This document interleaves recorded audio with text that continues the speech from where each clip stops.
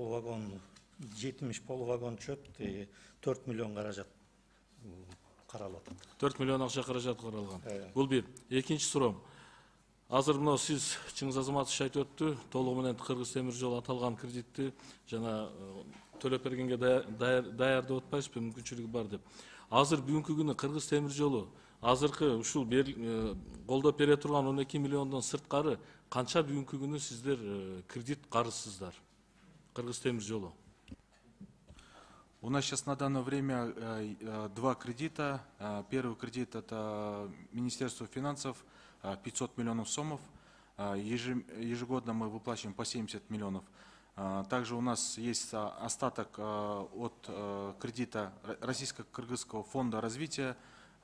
Брали на закупку тепловозов. Сейчас на данное время заканчивается в 2024 году в ноябре месяце.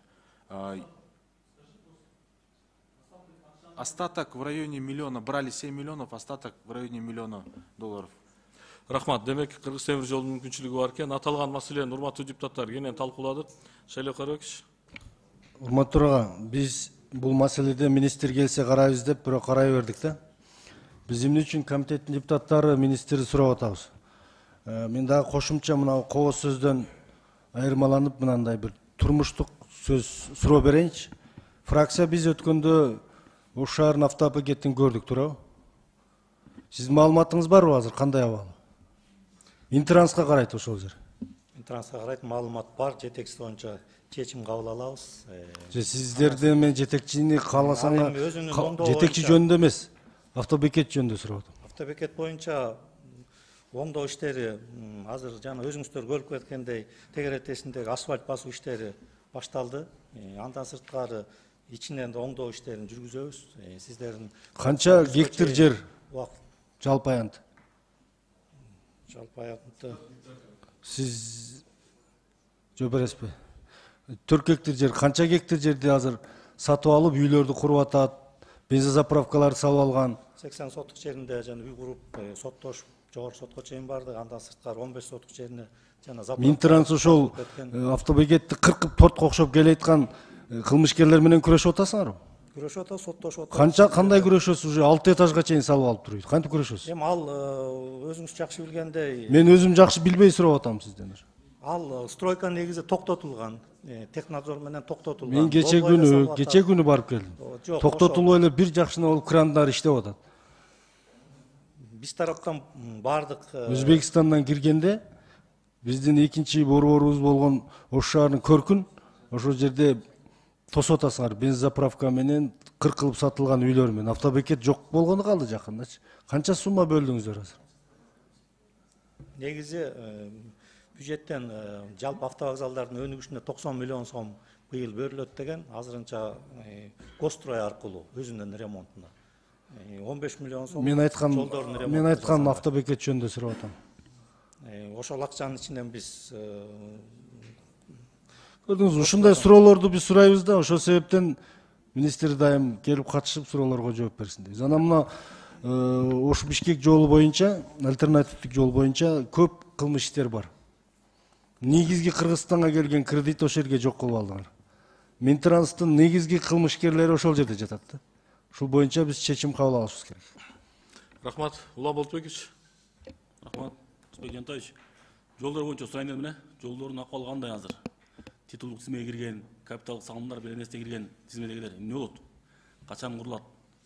Азыр ичинен Нарын областы, Нарын району, Ат башы, Нарын шаары, өзүңүздөр билесиздер, бизге суук эрте түшөт. 3 ай калды. Качан башталат жолдор? Азыр өзүңүз жакшы билгендей биз капиталдык салымдар боюнча 5,6 миллиард сомго тизме жасалган. Бизге 1 миллиард сом бөлүнгөн. Жакында 100 миллион сом кошумча каражат кошуп берди. Андан сырткары азыркы мезгилде биз 3,2 миллиард сомго сиздер менен жогорку кеңеш менен макулдашылган. Ошонун 2 миллиард 900 миллионун ко менен беребиз деп атат, казначейский обязательство менен. Биз ошолдун казначейский обязательство кагаздарды өткөрүп койдук. Эгер 1-2 жуманын ичинде акча чечилип ала турган болсок салынат. Рахмат. Ошондо титулдук тизмеге кирген, капиталдык салымдар беленесте кирген, тизмеге киргендин баары жолун жасайсыңар да быйыл бүтүрөсүңөрбү? Буюрса бүтүрөбүз. Рахмат. Рахмат. Урматтуу депутаттар, Аталган маселени добушка коеюн. Мыйзамдан сырттагы маселелерге кирип кетип атабыз. Макул деген депутаттар биринчи окууда добуш берип койсоңуздар. Макул? Баары макул, каршы, жок. Рахмат. Чоң рахмат. Урматтуу депутаттар, күн тартибинде кийинки маселе 2023 жылдын 24 апрелинде Бишкек шаарында кол коюлган Кыргыз Республикасы менен Сауд өнүктүрүү фондунун ортосундагы Кыргыз Республикасына турак жайды каржылоо долбоору боюнча кредиттик макулдашууну ратификациялоо жөнүндө Кыргыз Республикасы мыйзам долбоору экинчи окуга киргизилет. Демилгечи министрлер кабинети баяндамачы Абдрахманов Канат Жаныбекович аталган министрликтин орун басары. Келип баяндама кылсаңыз, андан кийин аталган маселе экинчи окууда буга чейин макулдашууну дагы биринчи окууда дагы колдоп бергенбиз. Сиз баяндаманы кыска кылсаңыз. Канат Жаныбекович. Урматтуу Улан Бердибаев, урматтуу депутаттар. Сиздерге 2023 жылдын 24 апрелинде Бишкек шаарында кол коюлган Кыргыз Республикасы менен Сауд өнүктүрүү фондунун ортосундагы Кыргыз Республиканын турак жай каржылоо долбоору боюнча кредиттик макулдашууну ратификациялоо жөнүндө Кыргыз Республикасынын мыйзамынын долбоорун сунуштоого уруксат этиңиздер. Бул макулдашуу МИК ачык акционердик коому үчүн Кыргыз Республикасында турак жай куруу долбоорун каржылоо максатында 100 миллион АКШ доллары өлчөмүндө узак мөөнөттүү жана арзан финансылык ресурстарды тартуу каралган. Долбоор боюнча аткаруучу агенттик катары Кыргыз Республикасынын экономика жана коммерция министрлиги, ал эми ишке ашыруучу агенттик катары МИК ачык акционерлик коомдуу чыгат. МИК тартылган финансылык каражаттардын оператору болуп саналат, жер тилкерели менен камсыз кылат жана менин үйүм 21-26 мамлекеттик турак жай программасынын алкагында Кыргызстандын жарандарына кийин сатып алуу менен ижарага берүү үчүн өлкөнүн бардык региондорду жектиликтүү турак жайдын курулушун каржылайт. Сауд өнүктүрүү фондунун каражаттары 3000ден ашуун үй бүлөнү турак жай менен камсыз кылууга багытталган.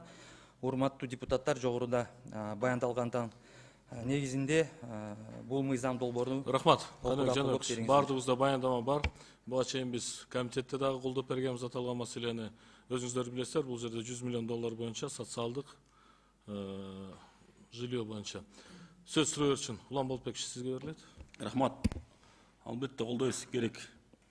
Суроом тактоо иретинде канча проценттен алып атасыңар жана элге канча проценттен берип атасыңар? Сауд өнүктүрүү фондунун 1,5% берилет. ГИК аркылуу биз 8%тен беребиз. 8% өтө кымбат да. Өткөн айттыңар эле 4% деп. Андай болбой калдыбы? Жооп берип болочу? Саламатсыздарбы, урматтуу Улан Болотбекович. Биз аркылуу, ГИК аркылуу 4%дан баштап 8%га чейин берилет. Ошо 8% эмес, 4% кылса эле болот го дейм. 4% себеп дегенде 1,5 алып атасыңар. Ар жакта 2,5% өздүгүн жабат го дейм. Силер биякта пайда табыш үчүн кылып атасыңарбы, же элге жардам бериш үчүнбү? Пайыздык маржаны биз жанагы валюттук кепилдикке дагы жумшайбыз. Жок, түшүнүп атам, ошо 2,5% жетпейби ага? Иштерге дагы жетет да. 4%-дан ашырбасаңар жакшы болот эле. Биз сом менен беребиз. Бизде 3 багыт бар. 3 багыттын негизинде ошо 4 менен 8ге чейин берилет да. 4-төн ашпаса жакшы болот эле да. 8 эмес, 4-төн ашпаса. Сиздин сунушуңузду биз анда карайлы, эске алабыз. Эмки окууга карап келесиздерби? Карайбыз, эске алабыз. Эске алып ошого макул болосуздарбы?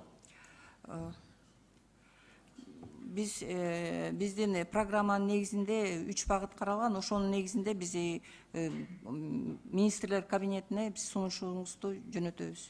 Түшүнүктүү, сиз карап келели деп жок деген сөз да. 1,5% алып атасыңар, 1,5%. Элге 4%-тан берсеңер, элге жакшы болмок да. Кыскасы ушундай. 8% деген булар сиздер пайда таап ал деп жатасыңар да. Жок, биз 1,5% доллар менен берилет. Биз сом менен беребиз. Түшүнүктүү. Райнисан төлөсүп түшүнүктүү. Эмки кара келиңиздерчи 4% ашпагандай кылып, 4%-тан. Эске ал, караштырабыз. эске алып караштырбай карап келиңизчи ошону. Элге жеңил болсун. Силерге деле жакшы болот, себептен 1,5% алып атасыңар, ар жакта 2,5% курсовая границасына жабат, башкасына жабат. Рахмат.